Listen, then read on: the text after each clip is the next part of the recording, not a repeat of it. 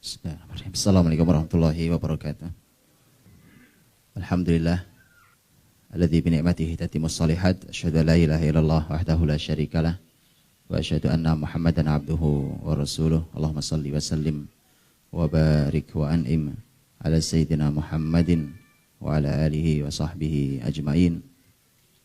Ya ayyuhalladzina amanu taqullaha wa qulu qawlan sadida yuslih lakum a'malakum wa yaghfir lakum dhunubakum wa may yuti'illaha wa rasulahu faqad faza fawzan 'azima.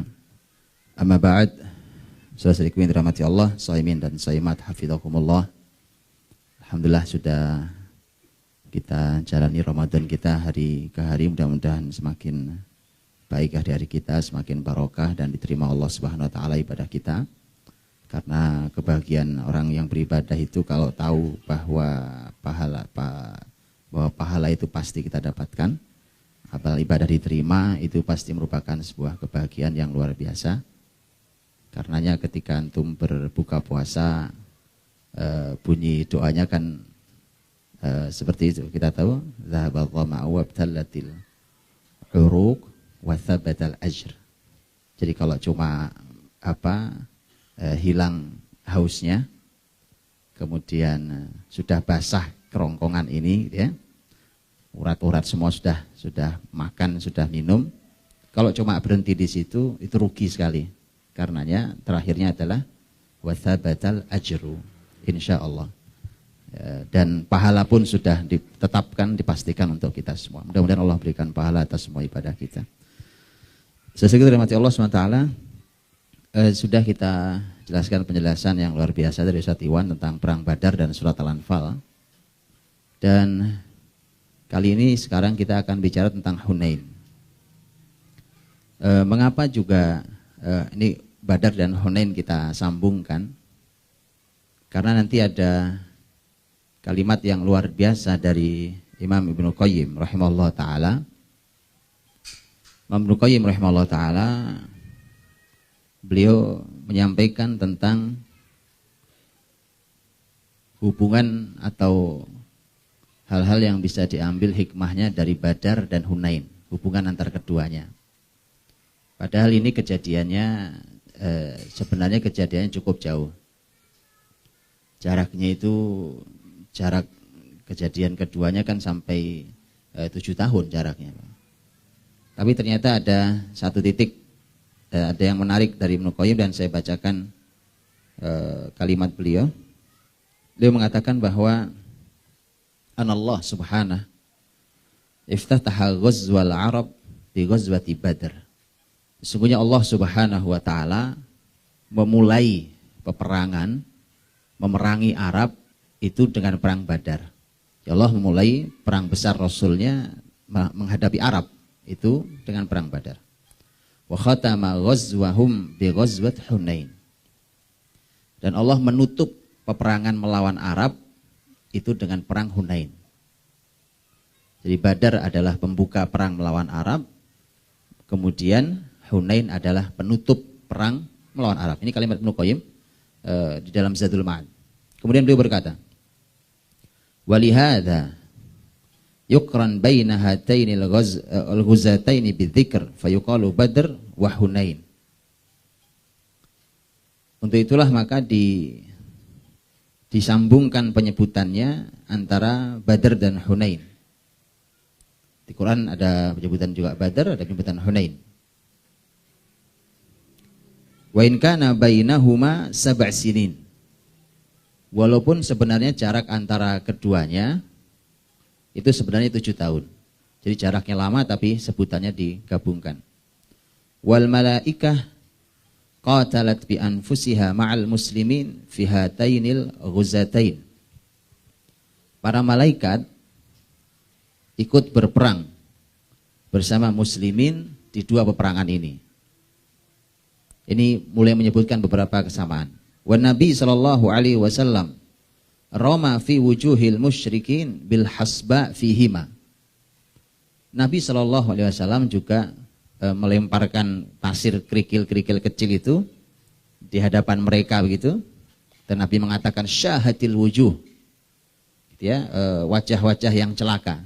Itu di kedua peperangan Nabi melakukannya, baik di Badar ataupun di Hunain. Wa bihatainil ghuzatain tufi'at jamratul arab li ghazwi Rasulillah sallallahu alaihi wasallam wal muslimin. Dengan dua peperangan ini maka padamlah bara Arab untuk memerangi Rasul dan muslimin. Fal'ula khaufatuhum wa kusirat min hiddatihim. Adapun yang pertama, artinya perang Badar. Kalau perang Badar itu hasil dari perang Badar ketika muslimin menang adalah orang-orang Arab itu mulai takut. Satu, yang kedua, ketajaman mereka itu mulai tumpul. Jadi mulai tumpul ketajaman dan mulai dipatahkan. Watsaniyah istafragat quwahum wastanfadat sihamuhum wa adallat jam'uhum hatta lam yajidu buddan minad dukhul fi dinillah. Adapun yang kedua, artinya perang Hunain. Kalau perang Hunain muslimin di ujungnya juga menang dan hasilnya adalah kekuatan orang-orang Arab sudah selesai. Jadi sudah tidak ada lagi kekuatan Arab yang tersisa, sudah habis, di situ berhenti. Kemudian juga Ibnu Qayyim mengatakan dan sudah habis panah-panah mereka, ini istilahnya. Bahkan sudah rendah dan hina semua kumpulan dan kekuatan mereka, hingga mereka tidak menjumpai jalan lain kecuali harus masuk Islam rame-rame. Karenanya setelah Hunain, maka nanti tinggal masuk tahun 9, dan tahun 9 itu sudah tinggal Amul Wufud, tahun 10 juga demikian, di mana orang-orang Arab sudah berdatangan masuk Islam, dan kita tahu kemudian nanti diabadikan idza jaa nasrullahi wal fath wa ra'aitan nasa yadkhuluna fi dinillahi afwaja. Jadi orang berbondong-bondong masuk Islam.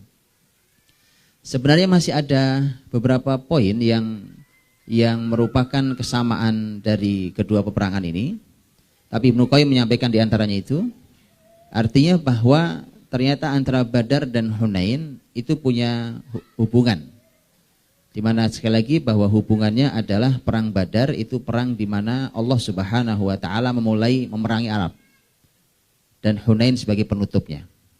Kedua-duanya menang, dan nanti antum akan melihat sebuah pola yang mirip baik cara perangnya sampai selesainya, sampai masalah yang muncul. Itu persis mirip sama antara Badar dan Hunain. Hanya bedanya, di antara bedanya adalah perang Badar itu diabadikan Allah Subhanahu wa taala panjang lebar dalam surat Al-Anfal. Kita tahu Al-Anfal panjang lebar berbicara tentang perang Badar. Adapun perang Hunain, Allah Subhanahu wa taala hanya sedikit mengabadikan dalam Al-Qur'an. Hanya sedikit sekali dalam Al-Qur'an diabadikan, yang dikumpulkan di dalam surat At-Taubah bahkan hanya 3 ayat. Dan itu yang akan kita bahas. 3 ayat yang ada dalam surat At-Taubah yang dimulai dari ayat yang ke-25, 25, 26 dan 27. 3 ayat dalam surat Taubah yang berbicara tentang perang Hunain. Sesungguhnya dirahmati Allah Subhanahu wa taala, dalam surat At-Taubah Allah Subhanahu wa taala menyampaikan kisah Hunain ini. Dan At-Taubah itu termasuk surat yang terhitung paling belakang turunnya. At-Taubah. Dan menurut Mujahid muridnya Abdullah bin Abbas radhiyallahu anhu, ayat yang dalam surat At-Taubah ayat 25 yang memulai pembahasan tentang Hunain, laqad nasarakumullahu fi mawatin katsirah wa yauma Hunain, adalah merupakan ayat pertama yang turun dari surat At-Taubah ini. Kan satu surat tidak semua turun sekaligus. Menurut Mujahid rahimahullah bahwa ayat ini adalah ayat yang pertama turun dari surat Al-Bara'ah ini. Mari kita lihat ayat sebelumnya. Ayat ini juga sangat kita kenal. Ayat 24 dari surat At-Taubah ini belum memasuki pembahasan Hunain, tetapi ini menjadi sebuah muqaddimah dari sebuah perang Hunain. Allah berfirman, a'udzubillahi minasyaitonirrajim. Qul, katakan Muhammad, in kana aba'ukum wa abna'ukum wa ikhwanukum wa azwajukum wa ashiratukum wa amwalun iqtaraftumuha wa tijaratun takhshawna kasadaha wa masakinu tardawnaha ahabba ilaikum minallahi wa rasulihi wa jihadin fi sabilih fatarabbasu hatta ya'tiyallahu bi amrih wallahu la yahdil qaumal fasiqin. Katakan Muhammad, jika ayah-ayah kalian, anak-anak kalian, saudara-saudara kalian, pasangan-pasangan kalian, keluarga-keluarga kalian, harta-harta yang kalian kumpulkan dengan bersusah payah, perdagangan yang kalian takuti kerugiannya, tempat tinggal yang kalian ridhoi, tempat tinggal yang kalian suka, nyaman di sana. Kalau semua itu, katakan Muhammad, kalau semua itu lebih kalian cintai daripada Allah, Rasulnya, dan jihad fisabilillah, maka tunggulah Allah Subhanahu wa ta'ala mendatangkan urusannya. Ini ancaman. Allah mendatangkan urusannya adalah Allah mendatangkan hukumannya, Allah mendatangkan azabnya, dan Allah tidak memberikan petunjuk pada kaum yang fasik. Jelas ayatnya ya? Diancam Allah SWT, diberikan pilihan. Dan semua yang disebut di ayat ini adalah semua yang kita cintai, semua yang kita sukai. Siapa yang tidak suka? Ini manusia. Kita punya orang tua. Katakan kalau ayah-ayah kalian atau orang tua kalian, kemudian anak-anak kalian, semua orang cinta anak-anaknya, saudara-saudara kalian, kemudian pasangan-pasangan kalian, keluarga kalian, kemudian harta, kemudian perdagangan, bisnis kita, kemudian tempat tinggal kita, lengkap. Itu keseluruhannya adalah apa yang dicintai oleh manusia. Kalau semua itu lebih dicintai daripada tiga hal, Allah, Rasulnya, dan jihad fisabilillah, maka tinggal menunggu hukuman Allah SWT. Baik. Begitu berbicara tentang ayat itu, ketika Allah berfirman tentang ayat itu, kemudian langsung di ayat ke-25 Allah berfirman, laqad nasarakumullahu fi mawatina katsirah wa yauma Hunain. Sungguh Allah telah menolong kalian dalam banyak peristiwa, di banyak peperangan, dan termasuk di perang Hunain, pada hari perang Hunain. Pertanyaan saya, kira-kira Pak, kira-kira saja, apa hubungannya antara ayat 24 dan 25 itu? Ada hubungannya, ini disebut dalam, dan dibahas oleh para ulama, yang disebut dengan ilmu munasabah. Apa kaitannya antara ayat yang Allah ingatkan, Allah ancam bahwa orang-orang yang lebih mencintai semua tadi yang dia cintai, ya, dari mulai orang tua sampai terakhir tempat tinggalnya, lebih dicintai daripada Allah, Rasulnya, dan orang-orang yang dan jihad fisabilillah. Begitu Allah ancam itu, kemudian langsung berbicara tentang pertolongan Allah pada berbagai macam pertempuran, termasuk di perang Hunain. Ada beberapa pembahasan ulama dalam bab ini. Ada beberapa pembahasan tentang apa hubungannya antara dua ayat ini. Ar-Razi dalam tafsirnya Mafatihul Ghaib menyampaikan bahwa manusia nih Pak, kalau baca ayat yang 24 tadi, katakan jika orang tua kalian, anak kalian, ikhwan kalian, ya kan, pasangan, keluarga, apa semua termasuk perdagangan rumah kita itu, lebih kalian cintai daripada Allah, Rasulnya, jihad, maka ditunggu oleh ancaman, hukuman, dan adab. Orang baca itu berat rasanya Pak. Ini manusiawi Pak. Orang berat rasanya itu. Orang merasakan, ya berat amat hidup ini ya. Tugas Islam ini berat sekali. Karena itu yang kita cintai. rasanya seperti kita akan kehilangan semua itu. Oh, nggak boleh mencintai lebih dari Allah, Rasul dan jihad, ya kan? Rasanya kita akan kehilangan semua, kehilangan orang tua, kehilangan anak, kehilangan keluarga, pasangan, harta, perdagangan, tempat tinggal kita. Semua yang kita cintai itu ternyata disuruh ditanggalkan. Tidak boleh di atas cinta pada Allah dan Rasulnya, jihad. Maka Ar-Razi berkata, karena manusia membaca ayat 24 terasa sangat berat dalam hatinya, Pak. Ini sisi fitrah manusia yang memang dalam ayat lain kita tahu zuyyina linnasi hubbus syahawat. Bahwa manusia itu memang oleh Allah dihiaskan. Memang dihiaskan pada diri manusia itu cinta syahwat. Ya, dan itu halal. Selama dia halal. Hubbus syahawat minan nisa, istri, ya, wal banin, anak-anak, qanatiril muqantarah minadz dzahabi wal fiddah. Harta melimpah, emas, perak, ya kan? Wal khailil musawwamah, kuda-kuda yang terlatih.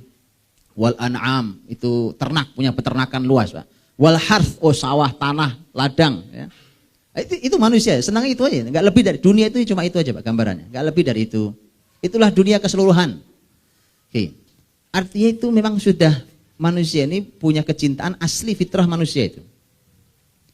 Ketika berat membaca itu, Ar-Razi berkata, dan manusia seperti merasa kehilangan semua itu, maka Allah Subhanahu wa ta'ala kemudian memberikan sebuah hiburan dan keyakinan di ayat setelahnya. Berikan hiburan dan keyakinan di ayat setelahnya, di mana kalau kalian urusi Allah, Rasulnya dan jihad, seperti ayat setelahnya kan ayat jihad. Laqad nasarakumullah fi mawatin katsirah wa yaumul Hunain, itu adalah jihad. Kalau kalian urusi itu jihad, maka subhanallah Allah berikan pertolongan. Allah berikan pertolongan yang sangat amat besar melebihi yang sudah kalian cintai. Bukan hanya urusan akhirat, urusan akhirat sudah pasti. Kemenangan yang syahid sudah pasti. Itu sudah pasti. Ketika orang ikhlas, kan orang ada di antara ihdal husnayain, satu di antara dua hal yang baik. Ya, imman nasru wa imman syahada. Menang atau syahid. Dua-duanya mulia. Tapi bukan hanya itu. Kalau itu jelas kemenangan terbesarnya, Pak. Tapi ternyata sampai urusan dunia. Karenanya ketika disebut tentang Hunain, orang yang berilmu tahu bahwa di Hunain itu nanti muslimin mendapatkan ghanimah yang melimpah ruah, luar biasa, Pak. Saya sebutkan beberapa ghanimahnya, Pak. Beberapa ghanimah muslimin di Hunain saja. Padahal Allah sudah menolong di banyak peperangan, betul ya? Kalau Allah tolong, Allah menangkan, ghanimah pasti dapat. Itu Badar berapa dapatnya? Betul ya? Masya Allah, sampai terakhir muslimin punya tawanan. Tawanan itu masih ada uangnya, Pak. Ya kan? Karena keputusan rapat syura muslimin terakhir kan dibebaskan, kan? Begitu dibebaskan, itu masih ada tebusannya. Yang punya uang nebus. Jadi itu masih, tapi Hunain lebih besar ghanimahnya. Saya sebutkan beberapa ghanimahnya. Muslimin mendapatkan 4.000 uqiyah perak. Satu uqiyah itu ada perbedaan pendapat di antara ulama, tapi satu uqiyah ambillah yang 40 dirham. Itu yang peraknya. 40 dirham. Muslimin mendapatkan 4.000.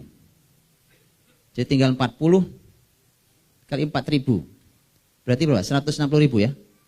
160.000. Itu 160.000 dirham. Ya, satu dirham itu 2,75 gram perak. Ya, tinggal dikalikan sendiri. Ya, tinggal dihitung sendiri. Tolong dihitung itu ya. Muslimin mendapatkan unta, Pak. Itu unta bertebaran banyaknya.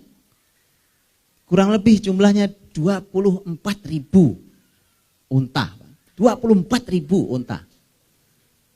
Kebayang antum bagaimana ini ya? 24.000 unta itu ya, Pak. Berapa harga unta satu misalnya? 24.000 unta, Pak. Kuda lebih dari 40.000 kuda. 40.000 kuda, Pak. Itu satu kuda Arab, itu kuda perang, Pak. Kuda perang itu berapa harganya? Kuda perang, 1 ekor. Ini 40.000 kuda perang. Itu belum yang terhitung sapi, karena sapi juga dibawa banyak sekali. Itu belum keledai, belum peralatan perang, dari mulai pedang itu juga barang mahal, persenjataan barang mahal. Belum lagi makanan, belum lagi perabotan, itu luar biasa. Jadi Allah ingin sampaikan, kalian keberatan ya disuruh meninggalkan semua dunia itu untuk lebih mencintai Allah, Rasulnya dan jihad? Belajarlah dari perang Hunain. Mereka urusi jihad, seakan kalau orang jihad itu mau mati besok. Namanya orang jihad Pak, masuk jihad, wah habis mati ya, urusan dunia udah habis selesai di sini ya. Tapi tidak, muslimin itu walaupun sempat kalah di perang Hunain, itu yang syahid hanya terhitung beberapa orang. Bahkan ada yang sangat sedikit yang meninggal itu. Dan artinya bahwa dari 12.000 pasukan, di antara riwayat mengatakan 12.000 pasukan. 12.000 pasukan yang meninggal hanya kurang dari 10 orang. Arti sangat sedikit angkanya. Dan itu artinya bahwa yang lain masih melanjutkan hidup. Dengan kekayaan yang melimpah ruah. Kekayaan yang luar biasa melimpah ruah. Allah ingin sampaikan, sudah. Sekalian masih takut untuk meninggalkan dunia itu. Jangan sampai dunia diletakkan kecintaannya atas Allah, Rasul dan jihad. Karena ternyata begitu kalian cintai Allah, Rasul, jihad di atas segalanya, dunia berikut akhirat Allah berikan. Muslimin jangan khawatir, Pak. Insya Allah, Pak. Justru kalau orang mencintai dunianya, dia pasti akan kehilangan akhiratnya, bahkan mungkin dunianya itu sekaligus akan hilang. Itu yang bahaya tuh. Karena tadi berkali-kali Ustaz Iwan menyebut ghanimah. Emang itu masalah selalu, Pak. Itu masalah. Sampai di Hunain masalahnya ghanimah itu. Aduh baik, inilah manusia subhanallah. Sahabat, manusia mulia. Sudah bertahun-tahun jihad, bertahun-tahun dibina Nabi SAW, dididik, ditarbiyah Nabi SAW. Tapi masalahnya cuma satu, ghanimah lagi, duit lagi, itu salah itu. Itu makanya siapa kita? Siapa kita itu? Nah, itulah kenapa harus hati-hati diikuti betul aturan tentang harta dalam Islam itu, karena kita ini bukan siapa-siapa. Para sahabat Nabi yang sedemikian luar biasa, masalah berkutat di wilayah itu. Masalah di wilayah itu.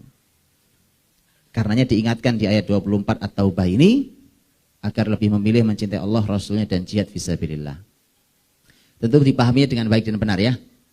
Nanti kalau pemahamannya tidak baik dan benar, nanti tanggung jawab kita terhadap orang-orang yang juga diperintahkan, jangan-jangan malah kita tinggalkan, itu salah juga ya. Punya anak gak diurus, anak gak dididik, wah Anda dosa. Anda salah paham terhadap ayat ini.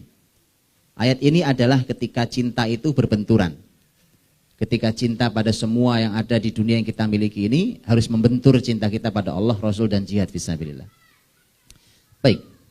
Bapak Ibu dirahmati Allah, laqad nasarakumullahu fi mawatina katsirah. Allah Subhanahu wa taala sungguh laqad. Nah, kata laqad itu untuk sebuah penguatan taukid untuk menyampaikan pada semua yang masih ragu. Siapa yang masih ragu bahwa Allah pasti akan menolong? Saya masih ragu itu. Sebelum tema ragu itu ada satu pembahasan ulama lagi yang sebenarnya mau saya sampaikan juga tadi tentang hubungan antara ayat itu, Pak. Kalau ini disampaikan oleh Syekh Sya'rawi rahimahullah taala, ketika beliau membahas antara ayat 24 dan 25 itu, beliau mengatakan bahwa hubungannya adalah orang-orang itu kalau sudah betul mencintai Allah, Rasul dan jihad fisabilillah di atas semua dunia yang dimilikinya, maka di dalam pertempuran apapun Allah siap untuk menolongnya. Kalian beliau, ya. Baik. Laqad nasarakumullah.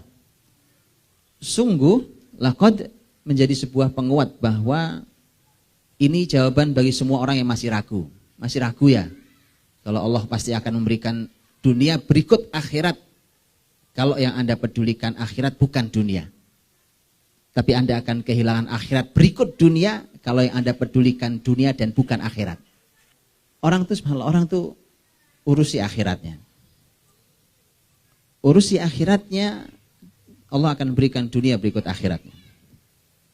Begitu orang mencintai dunia meninggalkan akhiratnya, maka orang itu akan kehilangan akhiratnya bahkan berikut dunianya. Bagi yang masih ragu, Allah Subhanahu wa taala mengatakan laqad, sungguh. Masih belum percaya juga. Sungguh kata Allah. Yang berkata sungguh bukan manusia, Allah. Allah yang mengatakan sungguh. Masih juga percaya juga ya. Antum tahu sampai ini memang yang bisa paham adalah mereka-mereka yang memahami bahasa Arab baik, Pak. Dulu termasuk orang yang paham bahasa baik, bahasa Arab baik itu adalah yang dengan fitrahnya, nggak perlu belajar sekolah belajar bahasa Arab, itu orang-orang Arab Badui zaman dulu. Karena orang-orang Arab Badui itu malah mereka punya bahasa lebih fasih, lebih baik bahasa Arab sesuai dengan grammar dibandingkan orang kota.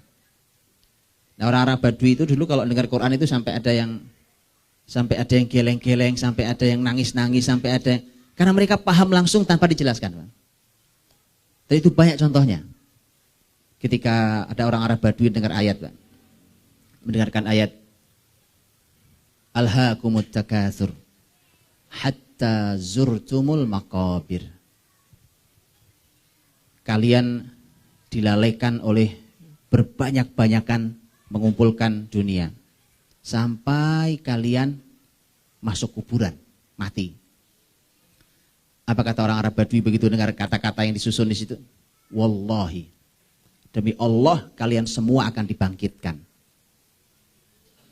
Dari mana kesimpulannya, Pak? Alhaakumut takatsur hatta zurtumul maqabir. Kalian lalai oleh berbanyak-banyakan mengumpulkan harta sampai kalian masuk kuburan, sampai mati. Orang mati baru sudah berhenti nyari dunianya. Orang Arab Badui mendengarkan susunan kalimat itu, dia bilang, demi Allah kalian pasti dibangkitkan. Dari mana dapatnya? Dari kata zurtum. Diterjemahkannya memang jadi nggak enak memang, Pak. Kalau jadi memang bisa salah paham orang, makanya terjemahannya sudah benar. Sampai kalian masuk kuburan itu sudah benar lah itu, sampai mati. Kata zurtumul maqabir, zurtum itu artinya bukan masuk, Pak. Maqabir kan kuburan, zurtumul maqabir. Zurtum itu bukan masuk artinya. Zurtum itu antum ziarah. Tahu ziarah, Pak? Ziarah, berkunjung. Nanti kalau terjemahannya begitu orang salah paham. Sampai kalian ziarah kubur. Ziarah kubur bolak-balik tetap nyari dunia, Pak, kan? Makanya salah paham. Tapi yang dimaksud Quran sudah benar itu. Makanya si Arab Badui paham bahwa maksudnya adalah mati. Sekaligus dia paham ketika Allah menggunakan kata zurtum untuk mati, namanya orang ziarah itu mesti pulang, Pak.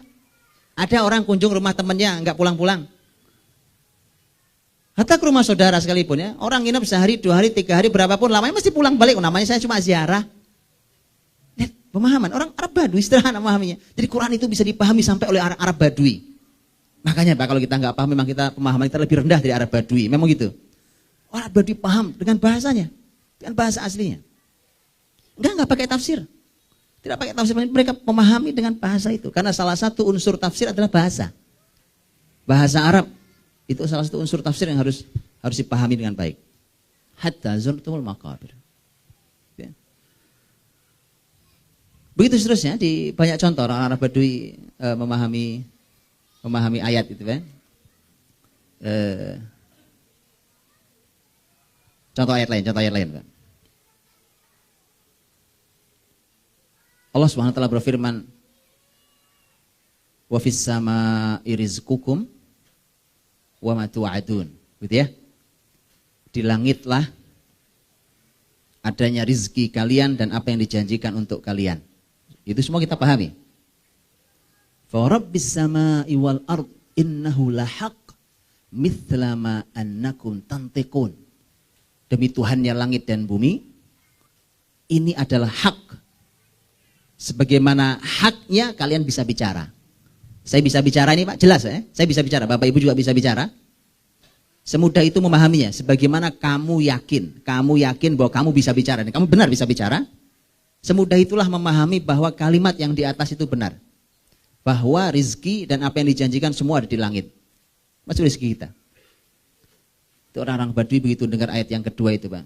Bahwa demi Tuhan langit dan bumi bahwa ini adalah al-haq. Sebagaimana kalian bicara, itu orang Arab Badui geleng-geleng, Pak. Dia bilang, manusia itu kok susah percaya kalau rezeki itu ada di langit. Sampai Allah harus berkata seperti itu.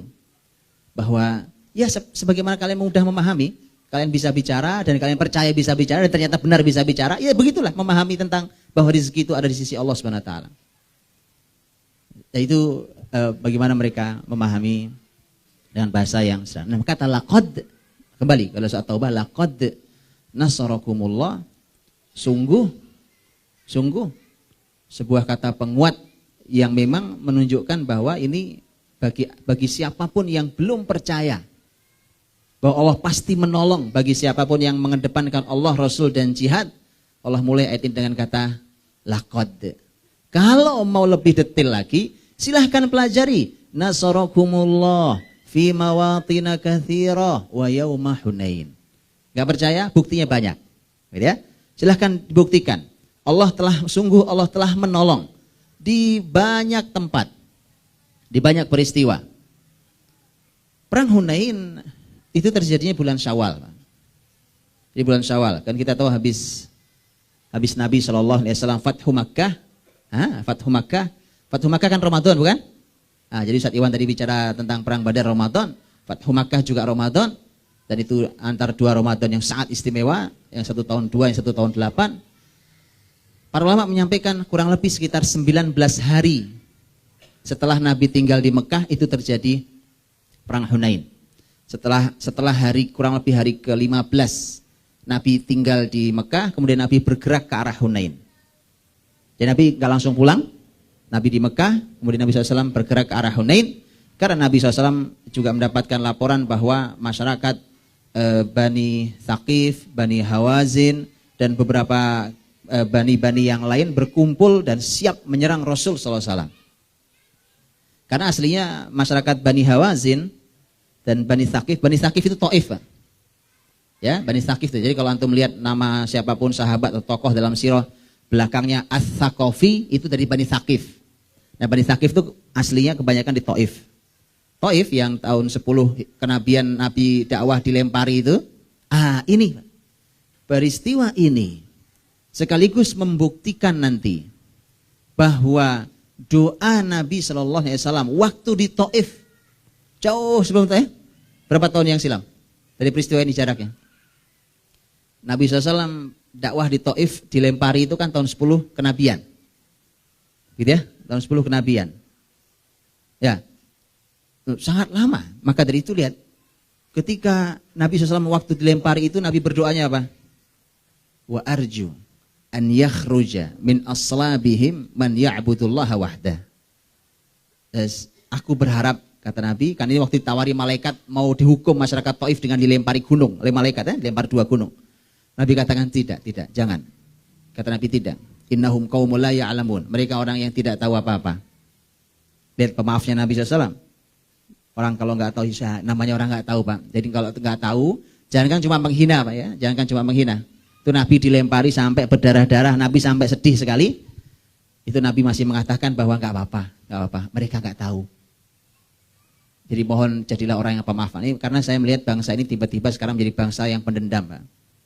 Mudah sekali mengancam orang lain, mudah sekali membalas orang lain, ya kan. Pokoknya kalau sudah terusik ya emosi, kenyamanannya, wah serang dengan berbagai cara. Dan dendamnya itu nggak habis-habis, Pak. Dari pemilu ke pemilu berikutnya. Nggak pernah habis. Saya heran, subhanallah. Sudah cukup. Berhentilah di wilayahnya, cukup. Gitu kan. Jadi terus mencari aib. Terus mencari kesalahan. Apa antum tidak lelah dengan dosa? Nanti itu dosanya orang masuk ke Anda di akhirat loh. Lengkap loh. Ya, ngeri sekali, Pak. Tiba-tiba menjadi bangsa pendendam. Tiba-tiba banyak pembunuhan di mana-mana. Waliyadzubillah. Faktornya faktor dendam, karena jengkel, karena dengki, karena hasad. Hati-hati. Apa loh paling cuma dihina, pokoknya hitunglah dihina, Bang. Hitung dihina. Nabi sudah dilempari, Nabi kata enggak apa-apa. Enggak usah malaikat. mereka masyarakat tidak tahu. Dan saya masih berharap, kata Nabi, kelak akan lahir dari tulang sulbi mereka generasi yang mau beribadah pada Allah Subhanahu wa taala. Benar kan? Itu tahun 10 kenabian dan ini adalah masa setelah Fathu Makkah. Itu satu generasi itu. Jadi satu generasi kalau anak terlahir, kalau ada anak bayi lahir di tahun 10 kenabian itu di usia ini sudah kelas 6 SD, Pak. Sudah kelas 6 SD kurang lebih ya. Satu generasi sudah. Nah, itulah generasi yang beriman pada Allah wahda. Ya. Tapi bapaknya akhirnya dan ternyata benar, Pak. Ini kesabaran Nabi menunggu masyarakat mau beriman. Gak apa-apa, ya kan? Nanti saya balik lagi, gitu Pak. Balik lagi nih Pak. Balik lagi. Bedanya waktu tahun 10 kenabian Nabi berangkat jalan kaki berdua hanya dengan putra angkatnya Zaid bin Haritha. Di perang Hunain Nabi SAW berangkat dengan 12.000 pasukan. Itu bedanya. Ya nggak apa, nggak apa. Kadang-kadang tinggalkan dulu sebuah tempat, suatu hari saya balik lagi, ya. Suatu hari saya balik lagi. Memang sekarang antum susah tobatnya, kan? Nggak apa. Saya pergi dulu, ya. Susah, suatu hari saya kembali lagi. Tapi mungkin suatu hari saya tidak sendirian. Saya bawa 12.000 pasukan. Gitu. Ini kalau Nabi perang maksudnya, Pak. Artinya dengan cara yang sangat berbeda. Dan mereka beriman nanti ujungnya. Mereka berujung pada iman pada Allah Subhanahu Wa Taala. Seperti doa Nabi SAW. Jadi Hunain, perang Hunain dan perang Taif adalah merupakan bukti pengabulan doa Nabi saat dizolimi di tahun 10 kenabian. Makanya yang sabar pada doa. Kadang-kadang doa itu, ini doa Nabi, Pak. Doa itu dikabulkannya, terserah Allah kapan dikabulkannya. Ya, doa Nabi, kalimat Nabi kan tidak mesti doa sekarang dikabulkan sekarang. Kadang-kadang minta sekarang dikabulkan sekarang. Tapi karena dikabulkannya sekian tahun ke depan, sekian balas tahun ke depan, sekian puluh tahun, sekian ratus tahun ke depan. Doanya Nabi Ibrahim kurang panjang bagaimana? Itu berapa jarak Nabi Ibrahim dengan Nabi Muhammad sudah berapa ribu tahun? Muhammad dengan Nabi Ibrahim alaihissalam. Rabbana wa ba'ats fihim, ya, rasulam minhum yatlu alaihim ayatika, dan seterusnya. Nabi Ibrahim minta agar kelak diutuskan seorang rasul yang punya 4 tugas. Itu Nabi Muhammad SAW. Panjang doa Ibrahim, ya. Dan karena kalau sudah dikabulkan doa itu unlimited, Pak. Rabbi ja'al hadza baladan amina warzuq ahlahu minas samarat. Ketika Ibrahim berdoa tentang Mekah agar diberikan buah-buahan, Masya Allah nggak pernah putus buah sampai sekarang di Mekah, walaupun sampai sekarang nggak ada pohonnya, Pak. Di doa itu kalau memang sudah dikabulkan Allah bisa begitu. Baik, tapi yang sabar nunggunya. Yang sabar nunggunya. Allah Maha tahu, Allah lebih tahu kapan doa untuk tepat untuk dikabulkan buat kita. Baik. Laqad nasarakumullahu fi mawatin katsirah wa yauma Hunain. Dari semua pertolongan Allah sebelum Hunain, tadi termasuk perang Badar Allah tolong, termasuk di perang Uhud ketika muslimin juga sempat kocar kacir, Nabi juga sempat terluka, bahkan yang syahid juga sahabat, Masya Allah jumlahnya. Tetapi ujungnya adalah kemenangan. Artinya kalaupun bukan kemenangan, setidaknya mereka tidak pernah berhasil menyentuh Nabi SAW untuk membunuh Nabi SAW. Di perang Uhud berakhir tidak jelas, masing-masing pulang dan mereka gagal karena target Quraisy dengan sepenuh keyakinan bahwa mereka pasti berhasil membunuh Muhammad. Tapi ternyata tidak sama sekali. Itu seterusnya. Bahkan sudah perang sebelumnya, mau perang apa? Khandaq. Khandaq sudah kumpul tuh Ahzab. Kumpulan segitu banyak orang, gabungan suku juga muslimin dimenangkan Allah SWT dalam banyak peristiwa yang lainnya. Sulh Hudaybiyah. Sulh Hudaybiyah ada kemenangan yang juga luar biasa. Bahkan secara analisa para ulama, bahkan sebagian kemenangan muslimin di perjanjian damai Hudaybiyah tidak terbaca oleh sahabat. Tapi itu sudah disampaikan oleh Nabi. Mengapa Nabi mau tanda tangan itu? Karena ternyata kemenangan terlihat beberapa tahun ke depan. Tanda tangannya kapan? Kemenangannya kapan? Luar biasa, Pak. Sulh Hudaybiyah. Karena di sana ada banyak peristiwa kemenangan itu. Begitu seterusnya. Khaybar tahun 7 Hijriah. Itu tempat terakhir Yahudi, camp terakhir Yahudi. Khaybar. Habis tahun 7 Hijriah. 7 Hijriah mereka semua nyerah. Ya kan? Perjanjian adalah separuh penghasilan Khaybar harus masuk Madinah. Madinah udah nggak punya rasa lapar lagi, Pak. Sebelumnya sahabat nggak kenal lapar itu kayak kenyang itu kayak apa modelnya. Kenyang itu makhluk apa? Sebagian sahabat nggak kenal. Setelah tahun 7 Hijriah, sahabat mengatakan setelah inilah kami paham kenyang itu begini ternyata rasanya. Tapi begitu seterusnya. Tahun 8 kemenangan terbesar. Ibnu Qayyim menyebutnya sebagai Al-Fathul A'zam. Kemenangan terbesar. Fathu Makkah. Kembalinya kiblat muslimin. Tempat kelahiran Nabi SAW. Makkah.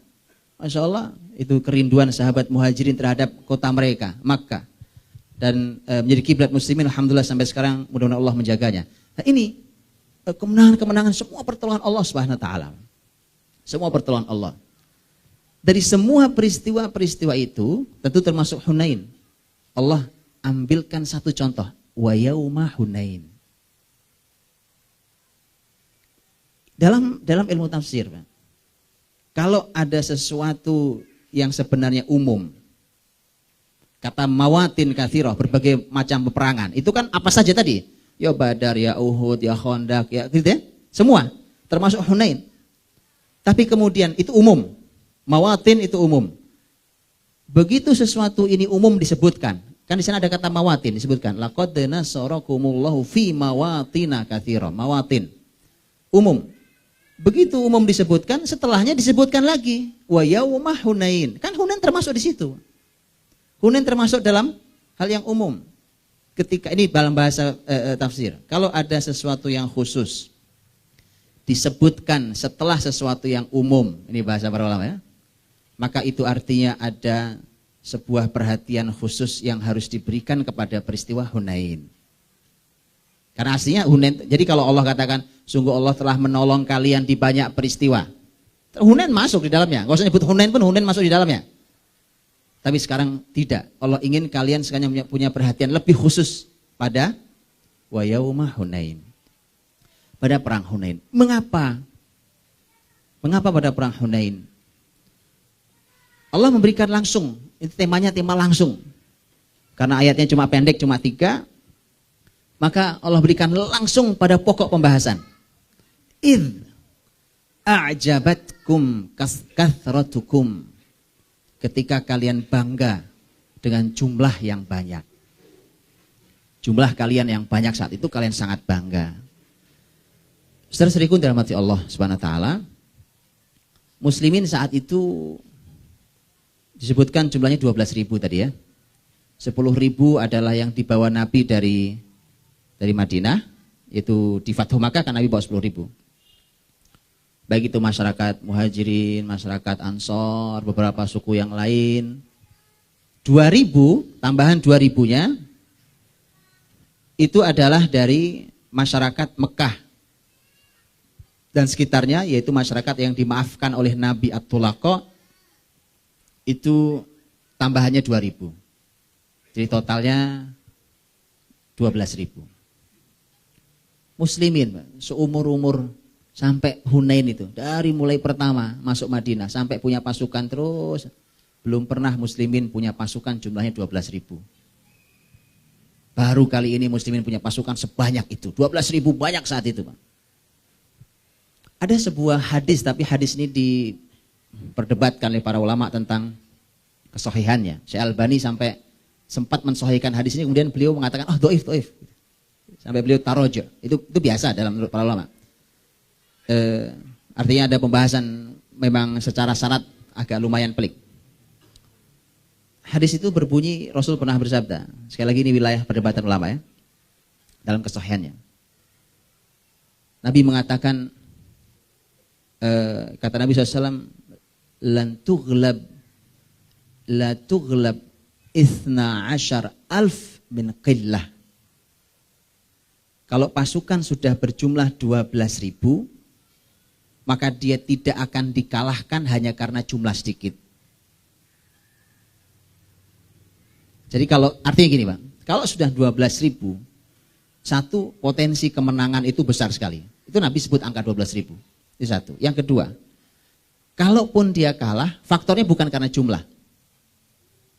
12 itu sudah cukup. 12.000 itu sudah cukup.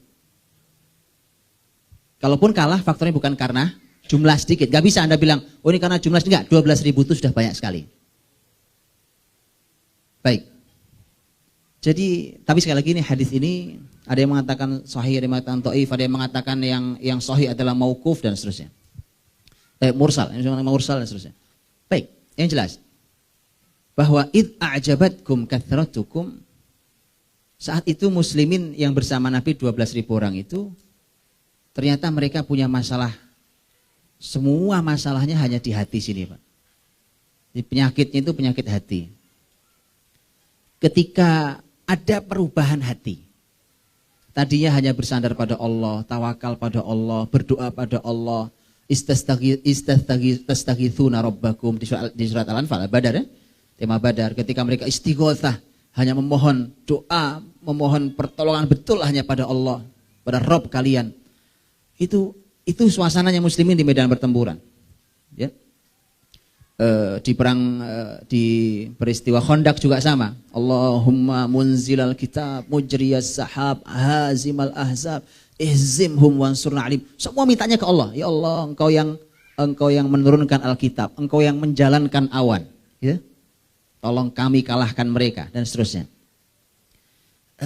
Jadi ada ini semua yang tadinya hati sudah benar, Pak, imannya, tawakalnya, semuanya pada Allah. Tiba-tiba di Hunain itu bergeser. Nah, padahal kalau urusannya hati, yang tahu hanya Allah Subhanahu Wa Taala. Betul, Pak? Loh, kalau hati gak ada yang tahu. Hati itu hanya Allah. Ternyata kalau pergeseran itu pergeseran niat, Pak. Pergeseran amal hati. Kan ada amal hati ya. Ada amal sifatnya amal fisik. Ada amal fisik. Ada memang amal hati. Namanya tawakal, roja, khauf, dan seterusnya, itu amal hati. Amal hati itu dinilainya di hati. Kalau amal fisik dinilainya di fisik. Nah, amal hati itu kalau sudah bergeser dan ternyata itu hanya Allah yang tahu kalau urusan hati, itu ternyata Allah sudah memberikan hukumannya, Pak. Bayangkan satu pasukan kocar kacir 12.000, faktornya apa? Hati yang berubah. Padahal itu yang berubah itu, Pak. Yang berubah hatinya itu, ketika kalian bangga dengan jumlah kalian itu, dengan jumlah yang banyak kalian punya itu pun kan sebenarnya yang berubah. Yang berubah itu kan juga hanya beberapa orang.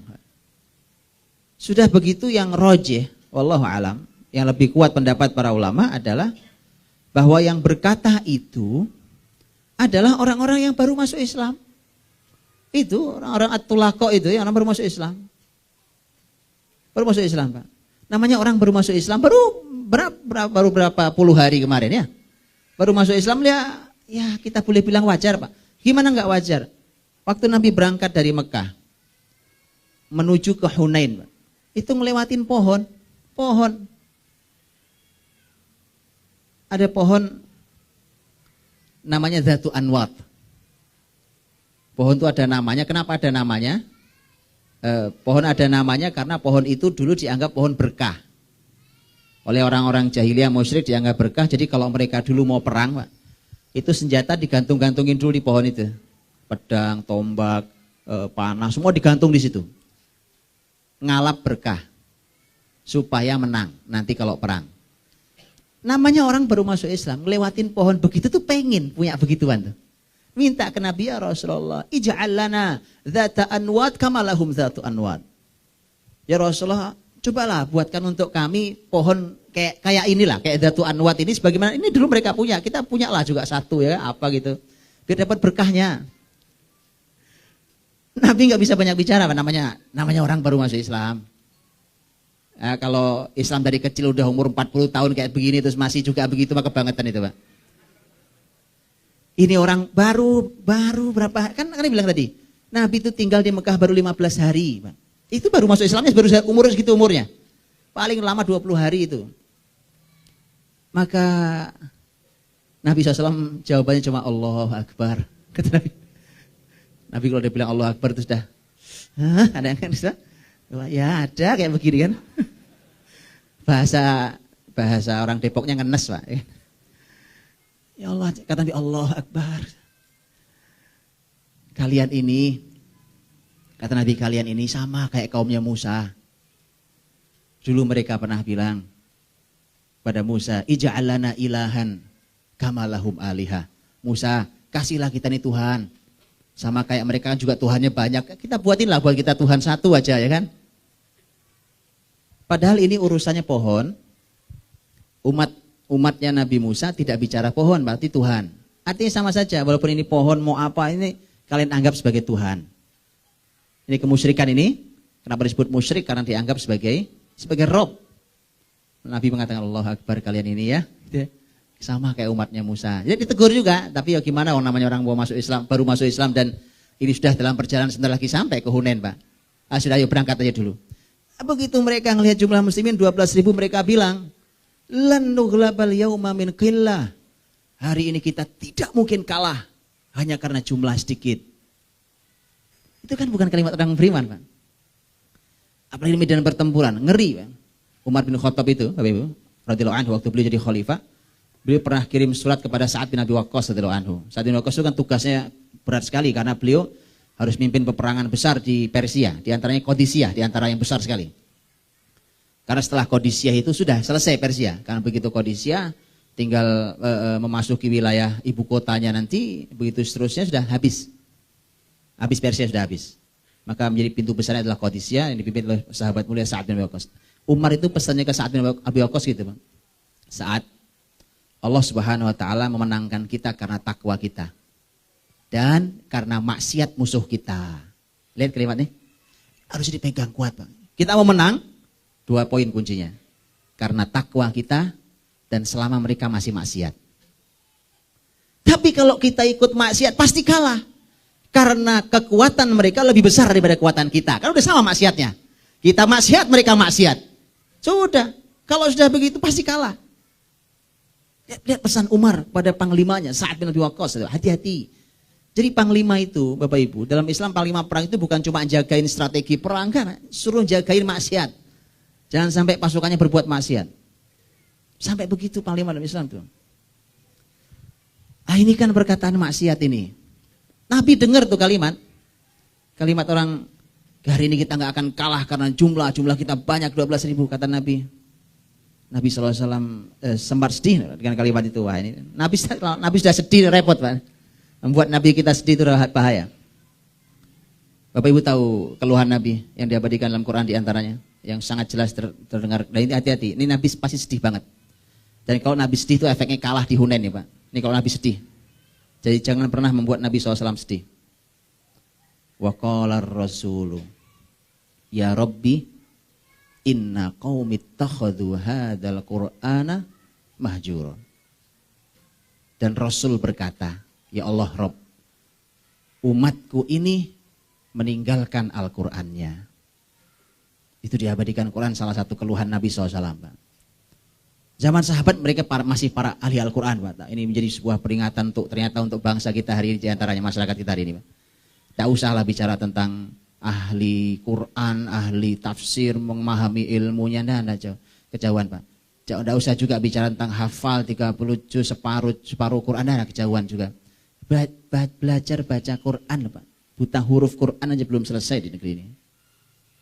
Jauh sekali. Ini kan belum bicara lagi nanti tentang mengamalkan Al-Quran.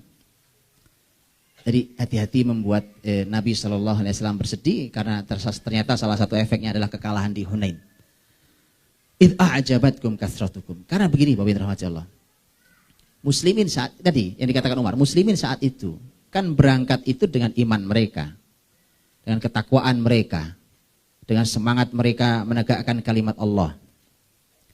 Musuh mereka, Hawazin, Thaqif dan suku-suku yang lain itu mereka bergabung itu dalam jumlah yang menurut Ibnu Hajar rahimahullah taala itu jumlahnya 2 kali lipat bahkan lebih dari muslimin. Tetap jumlah musuh lebih banyak sebenarnya, Pak. Cuma karena muslimin nggak pernah melihat jumlah pasukan sebanyak itu, jadi mereka bangga betul dengan jumlahnya. Nggak ngukur juga di depannya ternyata jumlahnya lebih banyak sebenarnya. Menurut Ibnu Hajar jumlahnya 2 kali lipat. 2 kali lipat lebih banyak. Jadi mereka ini, musuh-musuh ini Bapak Ibu rahmati Allah, itu memang turun di Hunain itu, baik masyarakat Thaqif, Taif atau Hawazin, mereka kumpul di sebuah lembah namanya lembah Wadi Autos namanya, lembah Autos. Autos itu sebelahnya Hunain, jadi Hunain sebelahnya Autos. Mereka kumpul di Autos itu. Pemimpin mereka namanya Malik bin Auf, ini pemimpin panglima tertinggi di Hawazin, Thaqif dan semua yang kumpul itu.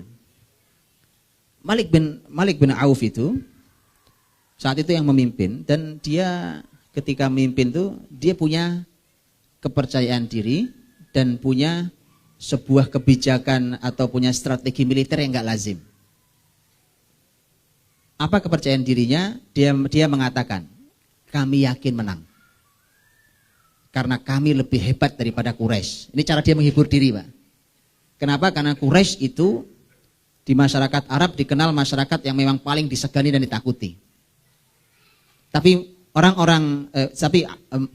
Malik bin Auf yakin bahwa kami lebih baik daripada Quraisy. Jadi kalau Muhammad bisa kalahkan Quraisy itu karena Quraisy lebih lemah dari kami. Itu keyakinan mereka. Mereka percaya diri untuk itu. Dan dia punya strategi yang tidak lazim. Di sini karena dia membuat sebuah strategi yang tidak lazim. Kan aslinya, kenapa Hawazin dan Thaqif dan masyarakat yang kumpul itu mereka sudah menyiapkan pasukan.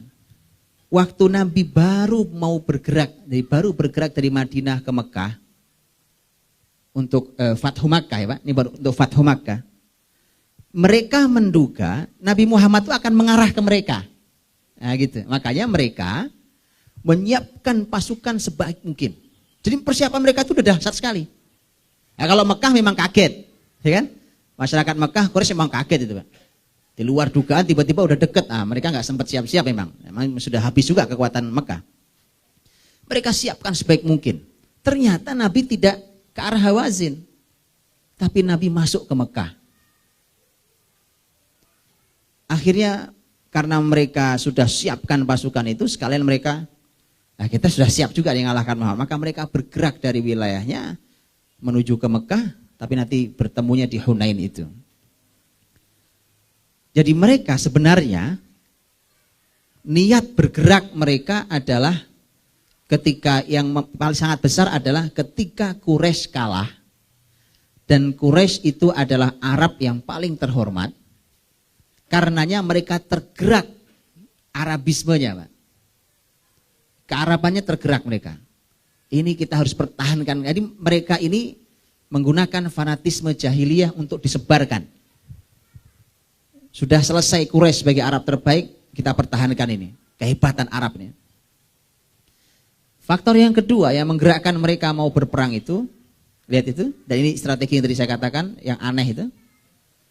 Malik bin Auf itu dia membawa semua masyarakatnya, baik yang ahli perang, tentara mereka, laki-laki yang perkasa, sampai semua perempuan, anak-anak, semua dibawa. Ini enggak lazim di peperangan, anak-anak kok dibawa. Di Arab pun tidak, ini aneh di Arab pun. Bukan hanya itu, semua harta benda dibawa. Makanya tadi ghanimahnya banyak banget, Pak. Begitu cara Allah untuk memberikan kekayaan pada muslimin caranya, diantaranya ya. Mereka bawa semua kambing, ya kan, semua ternak kambing, onta, kuda, keledai, semua peralatan mereka bawa.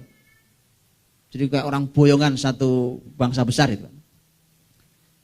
Makanya Malik bin Auf ketika ada di lembah Autos itu, sebelum perang, ketika ada di lembah itu, ada salah satu tokoh sudah sangat senior, sudah tua sekali, ada di tempat itu juga bersama mereka. Ini tokoh yang sangat disegani, pemimpin, salah satu pemimpin suku.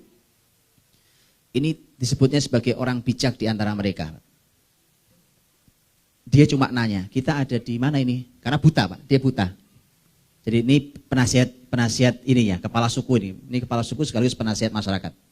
Kita ada di mana? Masyarakat mengatakan di lembah Autos.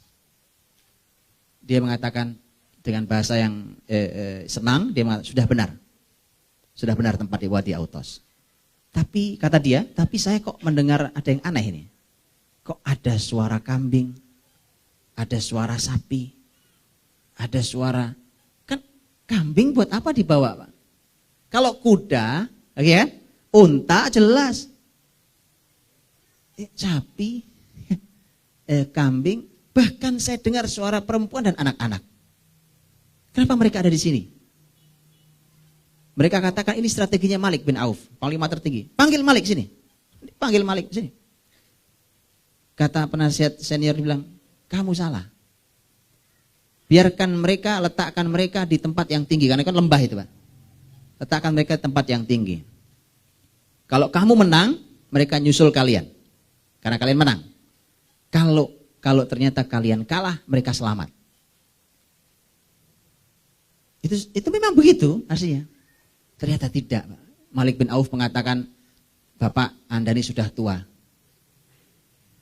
Sudah tua, Pak. Nampaknya Anda mungkin sudah lelah, ya kan. Sudah gak secanggih dulu mikirnya. Ya begitu mana. Anak muda ya kan dengan semangat tingginya dinasihati orang tua, dia bilang, Bapak udah capek, istirahat ya Pak, istirahat. Ini anak muda ini bicara ya kan. Strategi anak muda ini. Bapak ini sudah terlalu tua. Akhirnya dia mengatakan, apa tujuan Malik bin Auf? Tujuannya adalah kalau harta anak istri dibawa semuanya, orang akan berperang mempertahankan mereka gila-gilaan, Pak. Betul kan? Orang akan habis-habisan, tidak kenal lelah, nggak kenal takut karena di belakangnya ada hartanya, semua ada di belakang situ, ada istrinya, ada anaknya, habis-habisan mereka akan pertahankan itu. Itu rencananya Malik bin Auf. Jadi strategi orang kafir itu pasti nggak lepas dari itu, Pak. Tadi saya katakan yang pertama adalah fanatisme kesukuan lah, fanatisme kelompok lah, fanatisme tadi dan seterusnya bangsa lah. Yang kedua tidak jauh. Faktornya hanya untuk mempertahankan harta yang sudah kita punya. Lagi-lagi kan? Secara harta yang sudah kita punya, sapi, kambing, segala macam tadi termasuk anak, istri. Itu motivasi terhebat mereka untuk berperang. Jadi yang dihadapi muslimin itu niatnya memang sudah salah. Musuh Islam kan selalu salah niatnya. Kalau muslimin juga ikut salah niatnya, nah itu Pak. Kalau juga ikut salah niatnya, ya sama sudah. Makanya Allah berikan sebuah pelajaran yang mahal. Idh a'jabatkum kathratukum. Ketika kalian merasa bangga dengan jumlah kalian. Itu kesalahan fatal. Padahal bangga itu cuma di sini, betul ya? Bangga itu cuma di hati, Pak. Sempat terucap di lisan. Itu hanya beberapa orang, itu pun orang-orang baru. Ini pelajaran, subhanallah. Di dalam peristiwa sangat penting, Bapak Ibu. Apalagi medan pertempuran seperti itu. Dalam soft perjuangan dakwah muslimin hari ini pun sama. Di wilayah-wilayah penting itu memang seharusnya dihati-hati ketika ada orang-orang baru yang belum kayak gitu, Pak. Karena apa yang terjadi pada mereka berefek buruk pada kebersamaan semua. Bukan cuma mereka yang kena. Kalau mereka saja yang kena dihukum Allah sih simple kan, sederhana. Karena sudah Allah ingatkan, wattaqu fitnatal la tusibanna alladhina zalamu minkum khassah. Surat Al-Anfal juga tentang perang Badar ya. Dan takutlah kalian akan fitnah hukuman Allah yang tidak hanya menimpa orang-orang yang zalim saja di antara kalian. Jadi kadang ada yang berbuat siapa, tapi karena kita ada di situ juga, itu akan menjadi masalah bisa untuk semuanya. Idza ajabatkum kathratukum, kalian merasa banyak bangga dengan jumlah itu, ternyata perubahan hati itu, Pak. Perubahan hati itu ternyata bisa berefek pada sebuah kekalahan besar. Padahal itu cuma ungkapan hati. Itu pentingnya muslimin bersih sampai ke hati-hatinya. Subhanallah Bapak Ibu, ini juga sebagai pelajaran ya. Mudah-mudahan Allah berikan pertolongan, kemudahan buat saudara kita di Mesir sana yang juga sedang dalam ancaman kezaliman ya. Saya mendengarkan ceramahnya Profesor Dr. Roghib As-Sirjani, salah seorang ahli sejarah Islam hari ini, yang dari Mesir ya. Beliau pernah ke Indonesia beberapa ya, pernah ke Indonesia. Profesor Dr. Roghib As-Sirjani di sebuah ceramahnya itu pernah beliau waktu itu di ceramahnya beliau menyebutkan berkali-kali tentang betapa Allah tolong negeri ini. Waktu itu naiknya Presiden Mursi. Dan beliau bicara tentang sejarah. Beliau tolong negeri ini dengan ini. Sampai beliau bicara tentang istana. Lihat istana yang dulunya isinya orang-orang zalim. Sekarang isinya gabungan orang-orang Islami. Itu disebutkan kelompok-kelompok Islam yang semua di situ. Dan seterusnya beliau sampaikan. Terus beliau kasih peringatan. Pak, ini ajaibnya subhanallah. Ahli sejarah memberi peringatan. Tapi saya ingatkan hati-hati. Berubah niat antum seperti di Hunain antum akan kalah. Itu beliau, ceramahnya masih ada itu Mas. Itu hanya sampai beliau itu bilang 3 hari lalu saya ke istananya Mursi. Ya, beliau bilang gitu. Artinya kan waktu itu beliau masih sedang memimpin, masya Allah itu. Beliau ingatkan dengan Hunain, Pak. Hati-hati, berubah hati antum. Antum bangga bahwa kemenangan ini faktornya karena fulan, karena kehebatan ini, karena kehebatan kelompok ini, Allah cabut kemenangan dari kalian. Itu sudah diingatkan beliau, Pak. Mudah-mudahan Allah jaga, Allah berikan pertolongan ya. Allah balas orang-orang zalim itu. Baik. Jadi artinya begitulah, nasihat selalu bermanfaat buat orang-orang beriman. Dan ketika muslimin sudah mulai hitung-hitungannya hanya hitung-hitungan matematika manusia, Pak. Nah, di saat itulah Anda harus sangat berhati-hati. Hitung-hitungannya cuma angka di atas kertas itu, Pak. Wah, ini jumlah kita sekian, potensi kita sekian, kekuatan dana kita sekian, keahlian kita begini. Hitung-hitungan ini penting. Penting. Karena kita juga diminta untuk berhitung dengan cermat. Tetapi bersandar semua ke sini, ini jadi masalah. Jadi bersandarnya kepada hitung-hitungan angka inilah yang diingatkan. Jadi pembahasan panjang lebar tentang Hunain dan kekalahan, penyebab kekalahan itu Allah sebut cuma satu ini ya masalahnya. Hanya satu, ketika kalian bangga dengan jumlah. Padahal kalau antum baca Sirah Nabawiyah, Hunain itu sesungguhnya faktor kekalahannya bukan cuma ini sebenarnya, tapi inilah penyebab utamanya. Saya berikan contoh. Itu pasukannya Malik bin Auf itu, pasukan Hawazin Thaqif ini, itu sudah lebih dahulu masuk, sudah lebih dahulu menguasai lembah itu sebelum muslimin. Ini kesalahan. Muslimin tidak menguasai medan. Muslimin itu di mana-mana menguasai medan. Tadi Ustaz Iwan sudah cerita ya, tentang perang Badar. Perang Badar itu lihat, masing-masing mengirimkan mata-matanya untuk menganalisa tempat, lokasi. Dari pihak musyrik Quraisy ngirim orang untuk menganalisa, bahkan Rasul langsung yang di lapangan untuk menganalisa. Lapangan penting lah. Ini enggak, Pak. Muslimin masuk ke lembah, turun ke lembah Hunain itu sudah kedahuluan, dan masuknya saat itu masih pagi gelap, dan ternyata Malik bin Auf sudah menyiapkan kejutan yang luar biasa, karena ternyata dia sudah di balik-balik gundukan pasir, di balik-balik batu itu ternyata adalah pasukannya Hawazin dan Thaqif. Begitu muslimin turun masuk itu dihujani oleh panah, sementara masyarakat muslim mengatakan masyarakat Bani Hawazin Thaqif itu adalah ahli panah. Oh, repot ya, mereka ahli panah, dihujani panah. Sudah, hanya sebentar muslimin kocar kacir berantakan sudah. Bubar 12.000 orang, Pak. Allah cuma ingin berikan pelajaran itu loh, ya kan? Itu. Gara-garanya apa? Dari berangkat tuh Anda emang sudah masalah ya. Dari berangkat orang itu niatnya itu sudah salah. Maka perbaiki niat sebelum berangkat. Sebelum bergerak. Kalau bergeraknya niatnya sudah salah, sudah enggak ada hasil istimewanya. Orang sudah merasa dengan tadi sudah hilang Allah dari hatinya. Apapun di semua kehidupan kita sama. Jangan hilangkan Allah di kehidupan. Hilang Allah, selesai semuanya.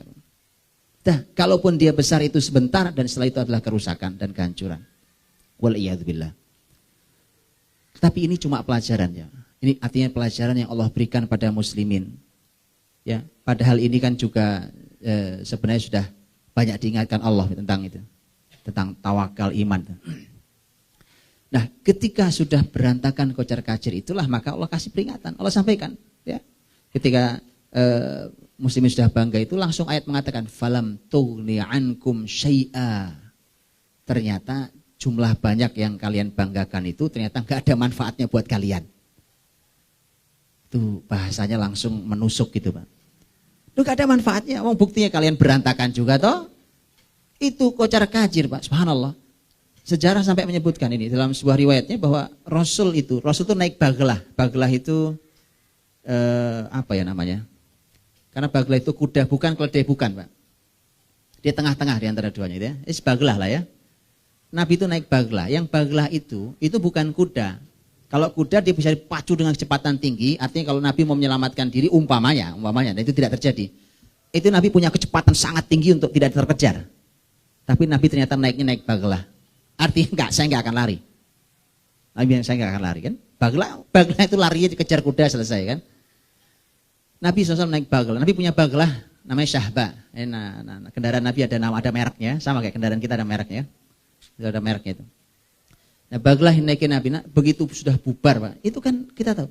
Begitu bubar itu di sekeliling Nabi itu berkisar hanya ada yang mengatakan 9, ada yang mengatakan cuma 12 orang.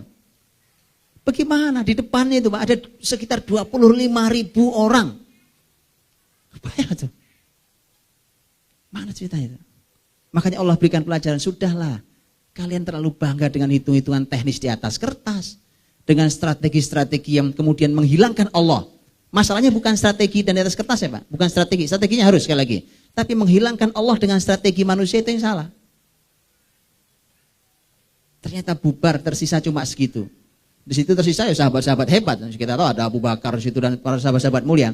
Termasuk selain sahabat-sahabat senior adalah keluarga Nabi. Nah ini ada pentingnya juga hubungan emosional keluarga itu manfaat ya. Karena di sana ada Abbas bertahan. Ya, Abbas bertahan, Abu Sufyan bin Haris bertahan di sana, Al-Fadl anaknya Abbas bertahan juga di sana, Ali bin Abi Thalib juga bertahan di sana, keluarga bertahan di sana. Total paling banyak hanya 12. Menurut Iwan 12 atau 9. Jumlah sangat sedikit. Mau ngapain coba? Di hadapan segitu banyak pasukan yang lain sudah kabur, udah nggak bisa diurus. Mau kemana sudah, mereka sudah pergi semua. Tapi subhanallah, lihat iman. Kadang-kadang orang beriman memang berbuat salah, Pak. Gitu ya, tidak ada manusia sempurna.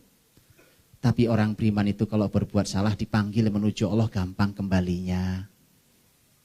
Itu ciri generasi beriman. Anak kita semua generasi ini, pemimpin kita semua sama, Pak. Orang yang baik, orang yang punya iman itu yang kalau dipanggil menuju Allah itu segera kembali. Salah sih mungkin berbuat salah, namanya manusia, Pak. Sama, sahabat sudah lari, Pak.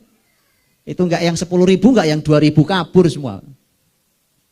Dan itu sempat keluar, ya Rob, keluar kalimat-kalimat yang lagi-lagi namanya orang baru-baru masuk Islam mau diajak perang ya Pak. Ini resiko itu. Jumlahnya banyak lagi 2.000. Gini gampangnya Pak. Ini berapa orang nih yang jumlah hadir banyak sekali kan? Ini sekarang hadir nih. Tiba-tiba umpamanya suatu hari ngaji separuh hilang Pak. Entah satu lain hal tinggal separuh gitu ngajinya Pak. Itu ada sebuah semangat yang turun. Sekarang di medan pertempuran, Pak. Kalau 1-2 orang yang lari mah diingetin, mas jangan lari, medan pertempuran kok lari. Balik. Gitu kan? Lah yang lari 2.000 orang gimana, Pak? 2.000 orang. Itu sampai yang ketakutan itu bukan hanya manusianya, Pak. Karena kuda, onta semua balik arah, itu onta dibalikin ke Nabi enggak mau ontanya juga. Sekarang semua ikut teman-teman onta lain kan, ontanya juga lari, temannya onta juga ikut lari semua tuh, lari semua. Sampai ada sahabat yang begitu nanti kan dipanggil satu-satu. Mereka mau kembali ke Rasul. Begitu dipanggil mereka kembali itu ontanya, kudanya ditarik untuk kembali ke Rasul. Enggak mau kuda ontanya. Akhirnya dia turun dari kuda ontanya, dia lepas. Udah jalan-jalan pulang saya pun. Balik ke Rasul. Sampai kuda onta pun enggak mau balik. Pak. Itu. Jadi mundur ke belakang kalau jumlah banyak tuh enggak mudah. Pak. Jadi harus hati-hati ya. Itu akan meruntuhkan semangat yang lain. Nah, disitulah Nabi SAW ini panggilan. Jadi sebenarnya iman itu masih kokoh di hati muslimin. Tapi hanya karena satu dan lain hal itulah maka mereka harus melakukan kesalahan dengan mundur di medan pertempuran. Itu kesalahan besar. Tapi karena masih ada iman, sinyalnya masih kuat Pak. Itu dipanggil, ada panggilan itu masih masuk. Maka Nabi minta ke Abbas, paman beliau. Abbas, kata Rasul, Abbas, panggil mereka. Cara manggilnya unik Pak. Panggil mereka Abbas. Abbas radhiyallahu anhu ini paman Nabi itu memang orang yang dikenal suaranya keras sekali Pak. Jadi Abbas itu punya suara jahuris saut. Jadi memang suaranya itu besar sekali, kencang suaranya. Cara manggilnya unik banget. Yang dipanggil adalah bukan lagi kesukuan. Orang Mekah, enggak gitu Pak. Orang Madinah, enggak masuk gitu. Suku Aus, walaupun nanti ada bahasanya di situ. Tapi yang utama panggil ya muhajirin. Muhajirin orang hijrah. Jadi berdasarkan amal, bukan berdasarkan urusan dunia. Karena gara-gara urusan dunia kita kalah. Masa mau dipanggil pakai urusan dunia lagi? Panggil pakai urusan akhiratnya. Karena kita pernah bersama-sama. Ayuhal muhajirun, balik-balik muhajirun. Ansor artinya mereka yang menolong. Kan Nabi hijrah ke Madinah, orang-orang Madinah disebut para penolong. Bahkan lebih khusus dipanggil, ya ashabas samurah. Samurah itu nama pohon di mana muslimin baiat ridwan di bawah pohon itu. Di Sulhul Hudaybiyah tahun 6 Hijriah. Dulu ada pohonnya sudah ditebang, zaman Umar ditebang pohonnya, Pak. Ya, sama gara-garanya dibuat ngalap berkah lagi. Sama Umar tebang pohonnya, tebang sama Umar. Kalau enggak mungkin kita masih melihat hari ini, tapi sudahlah, kemusyrikan itu jauh lebih mahal dari sekedar kenangan sejarah, Pak. Akidah masyarakat masalahnya. Itu pohon di Ashabus Samurah itu dipanggil. Kenapa? Kenapa lari kalian? Waktu yang baiat itu kan sekitar 1.400-an orang. 1.400-an orang. Ini kan jumlahnya 12.000. Tapi lumayan kalau balik 1.400 kan? 1.400-an orang. Saat itu yang ikut baiat tentu sebagian sudah pada meninggal.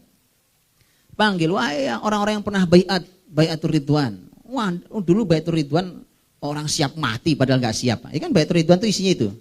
Siap menuntut balas darah Utsman karena dan seterusnya. Silakan dibuka sejarahnya. Ketika dipanggil begitu kan tergerak mereka. Kembali semua kenangan masa lalu tentang kebaikan-kebaikan yang pernah mereka lakukan. Gitu kalau mau menang lagi, Pak. Gitu ya. Jangan panggil pakai urusan hitung-hitungan angka, uang, sudah. Panggil kenangan indah mereka saat bersama Islam. Saat bersama dakwah ini, saat bersama iman ini, gitu. Saat bersama Islam ini, saat sama-sama kita dalam naungan Allah Subhanahu wa taala, bersama Quran kita. Itu panggilan yang paling tepat untuk mereka mau kembali. Jangan diiming-iming yang lain, gak akan balik mereka. Gak akan kembali. Baik ya? Ya Ashabus Samurah, balik yang pernah baiat ridwan. Coba ada hal yang unik lagi. Abbas memanggil dengan kalimat, ya ashab suratil Baqarah. Coba Pak. Para ahli surat Al-Baqarah, apa urusan surat Al-Baqarah, Pak? Kenapa begitu? Surat Al-Baqarah dalam Quran itu surat yang spesial karena panjangnya. Panjang ayatnya, Pak. Dan dulu para sahabat pernah punya kenangan-kenangan luar biasa di mana mereka untuk menghatamkan belajar isi Al-Baqarah itu bisa bertahun-tahun lamanya. Umar belajar 12 tahun. Abdullah bin Umar 8 tahun belajar Al-Baqarah, Pak. Jadi mereka hidup lama dari bawah naungan Quran. Al-Baqarah saja. Dia ada kenangan panjang. Gitu ya. Mungkin hari ini kalau orang Indonesia karena akrabnya dengan Al-Fatihah boleh panggil, wah orang senang Al-Fatihah. Kan banyak Al-Fatihah. Al-Fatihah kan banyak Al-Fatihah. Ayo orang Al-Fatihah. Ya ashab surat Yasin. Kan Yasin. Mulia Pak Al-Quran. Akrabnya dengan itu kan masyarakat negeri ini. Ayo Pak kita panggil dengan panggilan yang memang menggerakkan hati mereka. Jadi ya ashab suratil Baqarah, karena mereka itu punya kenangan dahsyat dengan semua nilai spiritual itu. Itu balik, Pak. Tadi ontanya nggak mau dibalik, dia turun balik masuk ke lembah Hunain. Itu luar biasa itu. Maka dipanggil dengan panggilan-panggilan itu karena ternyata jumlah kalian yang banyak tidak ada gunanya. Wa dhaqat 'alaikumul ardu bima rahubat tsumma walaitum mudbirin. Kemudian tanah yang padang pasir itu kan luas banget, Pak. Tiba-tiba jadi sempit buat kalian. Ini waktu baru lari itu. Sempit buat kalian tuh Bapak Ibu kalau sedang menghadapi masalah yang berat sekali, ya kan? Itu rumah luas jadi sempit, ruangan luas jadi sempit, ya kan? Itu kayaknya sempit, kecil sekali kan. Wa dhaqat 'alaikumul ardu bima rahubat. Rahubat artinya luas. Padahal tanah bumi tempat Hunain kalian berada itu luas, padang pasir, Pak. Tapi ternyata sempit terasa buat kalian. Tsumma wallaitum mudbirin, kemudian kalian lari ke belakang. Kalimat wallaitum itu artinya ke belakang, mudbirin juga ke belakang. Kenapa diulang? Ada pembahasan yang berbeda, Pak. Kata wallaitum mundur ke belakang, itu bisa jadi mundurnya itu bukan karena kalah, tapi mundurnya karena sebuah strategi perang.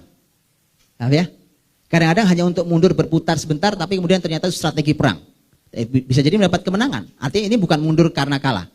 Tapi kalau mudbirin itu mundur yang memang karena bukan dalam sebuah perencanaan, karena sudah nggak berani, takut mundur akhirnya. Memang orang-orang kalah yang mundur. Jadi ini betul-betul mundur dan kalah. Tsumma wallaitum mudbirin. Semua ini kekalahan di awal siang itu ternyata pelajaran yang Allah mau berikan, Pak. Karena ternyata perang belum selesai dan Allah ingin memberikan kemenangan sebenarnya. Cuma, ya kan? Ayo muslimin belajarlah, ya kan? Jadi kadang-kadang dikasih Allah itu kalau kita punya satu rencana baik gitu, Pak. Satu rencana baik. Kadang-kadang di tengah perjalanan itu dikasih jatuh dulu, Bang. Kadang-kadang kasih jatuh dulu. Tapi saat jatuh itu mari kita belajar di mana salah kita. Di mana salah kita. Ini bukan akhir segalanya. Ini belum berakhir. Karena ternyata Hunain itu berakhir dengan kebesaran. Nah, begitu muslimin sudah kembali. Nah, tadi mereka masuk ke Hunain bangga dengan hitungan manusia. Begitu mereka kabur dan masuk Hunain yang kedua, ya kan? Itu sudah karena Bai'atur Ridwan, karena surat Al-Baqarah, ya. Semuanya sudah karena Allah Subhanahu wa taala. Saat itulah maka ayat selanjutnya mengatakan ayat 26, "Tsumma anzalallahu sakinatahu 'ala rasulih wa 'alal mu'minin." Kemudian Allah menurunkan ketenangan. Tadi sudah takut, Pak. Ketenangan ini Bapak Ibu, ketenangan hati itu selalu ada di semua di segala hal kalau muslimin mau menang. Makanya kata sakinah itu selalu diulang-ulang di dalam banyak peristiwa. Dalam surat Al-Fath bicara tentang kemenangan besar, surat Al-Fath juga bicara tentang sakinah. Di surat Al-Baqarah, di surat Al-Anfal ketika perang Badar pun sama. Tadi Ustaz Iwan membahas tentang ngantuk kan? Iya, membahas tentang ngantuk. Idh yughashshikumun nu'asa amanatan min. Sebagai rasa aman. Ngantuk itu untuk rasa amanah, amanatan min, rasa aman di hati. Ya, dan seterusnya begitu. Membersihkan hati, ketenangan. Jiwa yang tenang. Tenang itu kan, kalau tenang tuh anteng gitu Pak. Kalau lautan airnya tenang itu diseberanginya enak. Tapi kalau sudah bergolak itu, waduh, itu pelaut hebat aja mikir nih gimana caranya berangi ya, dikeluarkan larangan untuk nyebrang kan. Kamu sedang tidak tenang, gak usah bergerak. Itu diperlukan, makanya dimulai dengan sakinah. Dan ini juga pelajaran mahal kalau dikaitkan dengan tema keluarga. Ternyata tema keluarga nomor 1 juga sakinah. Susah Pak, mengarungi kehidupan rumah tangga ini kalau tidak sakinah dalam hati nggak akan menghasilkan. Yang ada muntah-muntah semua kan, begitu ombaknya besar pada muntah semua ya repot itu. Sakinah. Maka Allah turunkan sakinah kepada Allah, pada Rasulnya, ala rasulih wa alal mu'minin, pada Rasulnya dan kepada mukminin. Ini dua hal yang kalau di dalam bahasa Arab juga menarik Pak, karena kata alanya diulang. Padahal seharusnya kalau dalam bahasa Arab ala satu cukup. Umpamanya gini, ini kalau di luar Quran ya.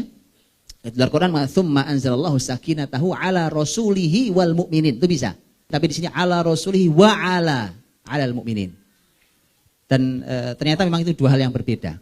Karena ternyata Allah Subhanahu wa taala memberikan penguatan sekaligus memberikan sebuah urutan. Dimulai dengan ketenangan nabinya. Nabi kan juga Nabi nggak hilang rasa takutnya sama sekali. Nabi tetap di situ, bahkan Nabi memacu bagelahnya untuk maju dan tidak mundur. Walaupun tersisa beberapa orang. Nabi tetap tidak hilang ya, ketenangannya. Tapi Nabi mengkhawatirkan muslimin yang lari itu malahan. Maka mulai muncul kekhawatiran, maka Allah tenangkan Nabi ketika melihat muslimin kembali. Dan Allah tenangkan muslimin dengan keberanian yang kembali muncul, makanya mereka bergerak maju ke Nabi SAW. Jadi ada dua ketenangan yang berbeda ternyata memang. Makanya di ala rasulih wa alal mu'minin. Ya, wa anzala junudan lam tarauha. Allah turunkan pasukan yang tidak kalian bisa lihat. Dan kalian tidak bisa melihat pasukan yang Allah. Ini malaikat. Bukankah di Badar juga Allah turunkan malaikat? Di Hunain juga Allah turunkan malaikat. Cuma dalam riwayatnya para ulama berbeda berapa sebenarnya jumlah yang diturunkan di Hunain. Kalau di Badar disebutkan, ya disebutkan 1000 malaikat. Di Hunain tidak disebutkan. Walaupun ada riwayat yang mengatakan jumlahnya lebih besar, sekitar 5000 dan seterusnya. Tapi sebagian mengatakan tidak ada riwayat yang bisa dipakai. Tapi yang jelas Allah menurunkan malaikatnya. Allah menurunkan malaikatnya di menolong muslimin. Dan kalau tugas malaikat juga sama Pak, tugasnya jelas. Seperti di surat Al-Anfal itu tugasnya. Sama tugas malaikat. Wa idh yuhi rabbuka ilal malaikati anni ma'akum fathabbitul ladzina amanu. Meneguhkan hati orang-orang beriman. Sa'ulqi fi qulubil ladzina kafaru ru'b. Aku akan lemparkan rasa takut. Jadi lemparkan rasa takut jadi tugasnya menguatkan hati muslimin dan membuat rasa takut orang-orang kafir. Wa'adzabal ladzina kafaru wa dzalika jazaa'ul kafirin, dan Allah mengadab orang-orang kafir, ya. Wa'adzabal ladzina kafaru itu, dan mengadab orang-orang kafir itu artinya ada di antara mereka yang terbunuh, ada di antara mereka yang tertawan. Jadi tawanan perang. Itu adalah azab mereka, wa dzalika jazaa'ul kafirin, dan itu adalah balasan bagi orang-orang kafir. Jadi tema perbudakan itu juga salah satunya yang balasan untuk orang-orang kafir. Terakhir, ayat yang terakhir Bapak Ibu, summa yatubullahu min ba'di dzalik. Kemudian Allah memberikan taubatnya setelah itu. Apa maksudnya? Ternyata masyarakat Hawazin dan Thaqif itu begitu Nabi SAW melihat muslimin kembali, yang kembali juga nggak semua Pak, nggak semua yang kembali. Jadi yang kembali itu juga cuma sedikit. Nanti nggak semua, yang kabur ya kabur, gitu ya. Tapi nggak semua kembali. Begitu muslimin sudah mulai kembali dan kemudian turun malaikat bantuan, tadi Nabi ngambil pasir dilemparkan, syahatil wujuh, gitu ya, celaka wajah-wajah kalian itu. Dan itu ternyata kemudian ternyata kan mereka mundur ke belakang dan takut sekali. Mereka lari. Kemana mereka lari? Di antara mereka lari ke Taif yang banyak. Jadi Taif itu ada benteng-benteng yang menjadi, mereka naik ke Taif.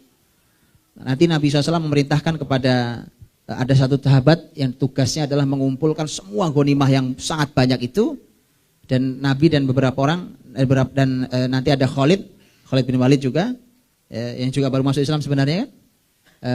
Khalid bin Walid walaupun bukan baru sekali karena sudah tahun 7. Khalid bin Walid radhiyallahu anhu membawa pasukan 1.000 orang nanti mengepung Taif, tempat pelariannya orang-orang Hawazin dan Thaqif ini. Ngepung Taif, para ahli sejarah berbeda pendapat, ada yang mengatakan 15 hari, ada yang mengatakan 20 hari, cukup lumayan lama. Mengepung itu sampai nanti mereka menyerah dan Nabi SAW nanti berkumpul, semua ghanimah dikumpulkan di Ji'ronah.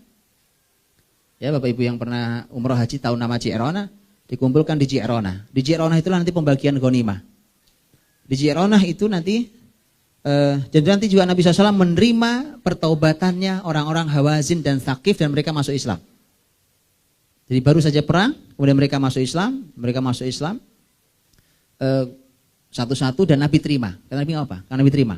Jadi mereka yang baru saja memerangi Nabi itu terima masuk Islam. Nabi bertanya, mana Malik bin Auf? Pemimpin kalian mana? Ada ya Rasul. Sampaikan salamku. Kalau dia mau masuk Islam, aku berikan dia rasa aman di sini. Aman dia. Dan akan aku berikan 100 ekor unta. Gitu Pak. Ya namanya pemimpin tuh, ya kepalanya kan itu aja isinya Pak. Gampang Pak, kasih aja 100 unta beres itu. Kasih unta aja. Yang penting mau masuk Islam di sini, masuk Islam. Aman. Saya tidak akan enggak ada balas dendam ini. Kembali sini saya kasih 100 unta. Datang Malik bin Auf Pak. Sudah aman ya kan, dapat unta pula. Itu gitu aja pemimpin itu. Pemimpin itu cuma satu, takut miskin, cuma itu doang. Mereka itu cuma satu, takut miskin, takut kehilangan kekuasaan. Itu cuma itu. Jadi kadang-kadang Nabi itu deal dengan mereka supaya mereka mau tobat itu pakai dunia juga. Tobat ya, saya kasih, nggak apa-apa saya kasih, tapi tobat ya. Itu Pak. Ya ini contohnya. Saya kasih 100 unta, tapi sini suruh masuk Islam. Syahadat Auf Malik Pak. Di awal ya tidak tahu, orang kita tidak tahu. Tapi subhanallah sejarah mengatakan Auf bin Malik kemudian semakin hari makin baik Islamnya. Gitu. Masuk Islam dulu aja yang penting, ya. Nah, disitulah Allah menerima pertobatan mereka. Allah menerima pertobatan wa yatubullahu alaihim. Allah menerima pertobatan mereka. Tsumma yatubullahu min ba'di dzalika 'ala may yasha. Wallahu ghafurur rahim. Allah Maha Pengampun lagi Penyayang. Ini Allah terima pertobatan mereka dan peristiwa Hunain itu ternyata diakhiri dengan lagi-lagi temanya tema tidak nyaman tentang ghanimah. Bisa bayangkan ya Pak ya. Subhanallah, itu musuh lari karena pertolongan Allah. Makanya disebutnya Hunain ini faid, bukan ghanimah. Ghanimah itu muslimin perlu berjuang dengan tenaga mereka, dengan potensi mereka dan kekuatan mereka lelah, kemudian dapat rampasan perang dari musuhnya. Kalau faid, muslimin itu memang tidak mengeluarkan banyak tenaga Pak. Muslimin itu tidak mengeluarkan, gimana? Ini sudah pada kabur, lari, yang balik pun sedikit, tiba-tiba musuh itu lari Pak. Lari musuh itu. Persis kayak pengepungan Bani Nadir. Yahudi Bani Nadir, itu cuma dikepung terus nyerah. Ada sempat panah-panahan sebentar, dari beberapa panah sempat melesat dari benteng Yahudi kan ke muslimin, sempat balas-balasan panah. Tapi ya gitu aja. Gitu aja nih. Tapi artinya muslimin tidak mengeluarkan tenaga yang besar untuk mendapatkan itu, maka menjadi fai. Ada yang menyebutnya sebagai fai. Ada pembahasan fainya. Tapi nanti Nabi SAW membaginya. Karena itu sebutnya fai. Kalau fai itu murni haknya di tangan Rasul SAW.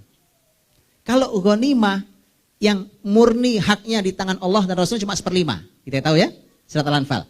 Tapi kalau fai itu murni. Jadi kalau Nabi memberikan ke siapa terserah dong. Tapi namanya manusia Pak ya. Lagi-lagi balik ke ayat 24 lagi di atas tadi. Ya urusan balik lagi urusannya nih, urusan kambing ya kan. Enggak lebih Pak, sehari juga sama kambing, onta, kuda sama, sapi, enggak lebih dari itu. Urusannya enggak jauh dari itu. Makanya umat tuh kalau belum sembuh dari ini belum bisa ada kemenangan Pak. Belum sembuh dari ini, belum bisa. Harus perlu orang yang kokoh sekali untuk menyambut kemenangan yang diberikan Allah Subhanahu wa taala itu. Nah, ini di Ji'ronah pembagian ghanimah, bukan ghanimah, fai ya. Itu Nabi bagi, Nabi panggil satu-satu. Yang dipanggilin itu malah yang kabur-kabur duluan itu, Pak. Yang bikin orang kabur rame-rame itu yang kabur-kabur duluan dipanggil.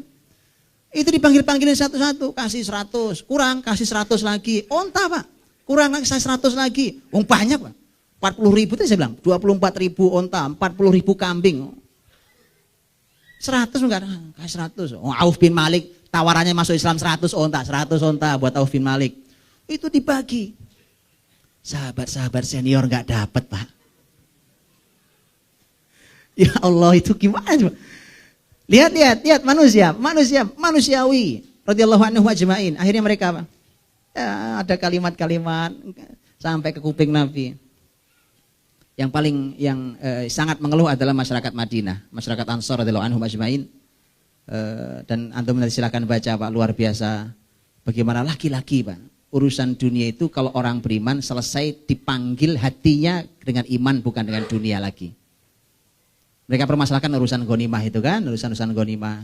Dan insyaallah Nabi SAW Nabi kemudian menyampaikan, kumpulkan orang Ansor, kumpulkan. Nabi SAW kata Nabi, aku sudah dengar apa yang kalian sampaikan di luar sana, obrolan kalian di luar, ya kan? Nabi SAW mengatakan, alam atikum dullalan fahadakumullahu bi. Bukankah aku nemui kalian waktu kalian dulu dalam keadaan tersesat, kemudian Allah berikan petunjuk pada kalian. Wa'alatan fa'agnakumullah. Kalian dalam keadaan kekurangan, kemudian Allah berikan kecukupan.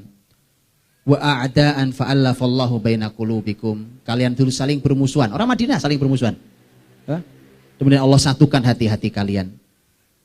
Jadi Nabi membuka dengan ceramah di hadapan khusus orang-orang Ansor ini. Orang yang sangat dicintai Nabi. Kemudian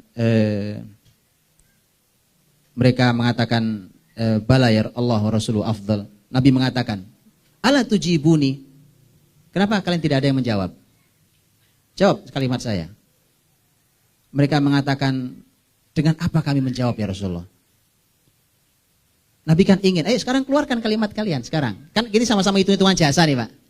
Dulu kalian berjasa sama saya, sekarang sekalian tidak ridho saya berikan harta-harta itu ke orang-orang yang baru masuk Islam. Bahkan kalimatnya ada sebagian kalimat yang masuk gitu tuh kan, Nabi Muhammad begitu sudah besar menang lupa sama kita nih. Kita kan yang berjasa dulu, itu Nabi balik lagi ke sukunya Quraisy lagi tuh. Jadi pikirnya fanatisme kesukuan saja. Maka Nabi katakan, tidak akan kalian menjawab saya? Mereka apa yang kami jawab ya Rasulullah? Mereka kemudian menjawab, sesungguhnya semua keutamaan, semua anugerah milik Allah dan Rasul. Yang dijawabkan mereka. Kemudian Nabi yang jawab sendiri. Nabi yang jawab, kata Nabi SAW, ama wallahi, lau syi'tum lakultum falasadaqtum walasadaqtum. Demi Allah, kalau kalian mau menjawab dan kalian katakan apa adanya, kalian benar. Benar dengan ucapan kalian. Begini cara jawabnya. Jadi ajarin Nabi jawab. Kalian benar dengan jawaban kalian. Kalian boleh mengatakan ataitana mukadzdzaba fasaddaqnak. Bukankah dulu ya Rasulullah kau datang kepada kami dalam keadaan didustakan masyarakatmu, kami yang beriman padamu. Makhzulan fanasarnak, dulu kau terhina, kami yang nolong kamu. Nabi ngajari, ini semua jasa kalian. Kalian benar itu. Wa taridan fa'awaina, kau terusir ya Rasulullah, kami yang melindungimu, memberi kamu tempat. Wa a'ilan fa'aghnainak, kau kekurangan, kami yang memberi kau kecukupan. Kata Nabi, kau benar semua itu. Dan Nabi kemudian mengatakan, awajadtum fi anfusikum ya ma'syarul ansor fi lu'a'ah minad dunya. Wahai orang Ansor, masa iya kalian marah dalam diri kalian hanya untuk urusan sepele dunia itu? Ya, Nabi mulai bicara dengan imannya. Padahal nggak sepele, Bang. Itu kambing unta nggak sepele. Itu cuma ya itu urusan sepele dunia itu. Lu'ah minad dunya. Kemudian ta'allaftu biha qauman liyuslimu. Aku berikan ke mereka itu agar mereka mau masuk Islam. Itu mu'alaf mereka itu. Mereka mu'alaf supaya mereka mau masuk Islam. Wakaltukum ila islamikum afala tardawun ya ma'syarul ansor. Kalau kalian sudah kuat Islamnya, apa kau tidak ridho wahai masyarakat Ansor? An yadhaban nasu bisyah wal ba'ir. Apa kau tidak ridho manusia pulang membawa kambing, membawa unta?